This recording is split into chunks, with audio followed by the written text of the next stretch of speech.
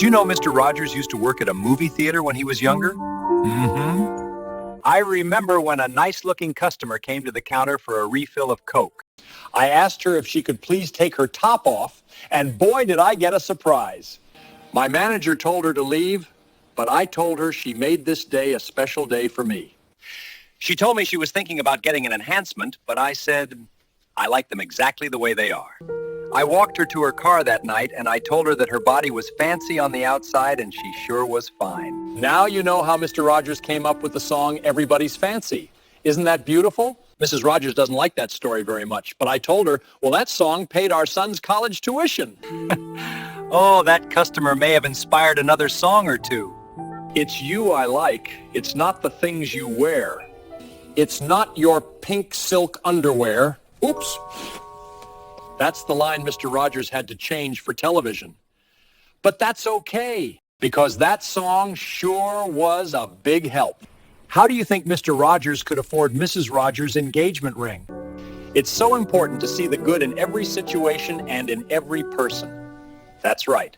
But when Mrs. Rogers found out, she told me she didn't want to get married anymore. And I told her, well, I met with the men who decide what's on Mr. Rogers' paycheck. And they said if these songs were on my show, they would make sure it would always be a number with lots of zeros behind it. But if it would stop us from our wedding day, I'd throw those songs in the trash. Well, she told me, you've got to do it. And when you're through, you will know who did it, because you did it. And that's how Mrs. Rogers gave me the idea for the You've Got to Do It song. That was like my bonus, thanking her for being a good sport. And Mr. Rogers' neighborhood did so well after that. I remember one mother came up to me with tears in her eyes. She said, It's You I Like was her family's favorite song, and that she had recently lost her son. Then I gave her a hug. I didn't know what to say after that, so I blurted out, I found your son. And her eyes got really big after that.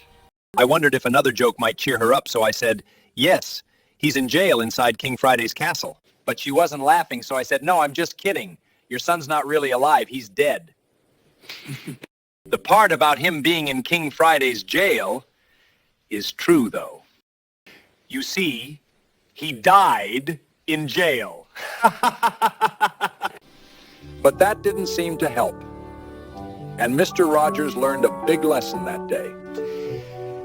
Some mummies don't have a sense of humor. But that's okay, because everyone is different. You might think Mr. Rogers is different, too. I sure am. And you are, too. There's only one person in the whole world like you. And he's a big disappointment. Bye!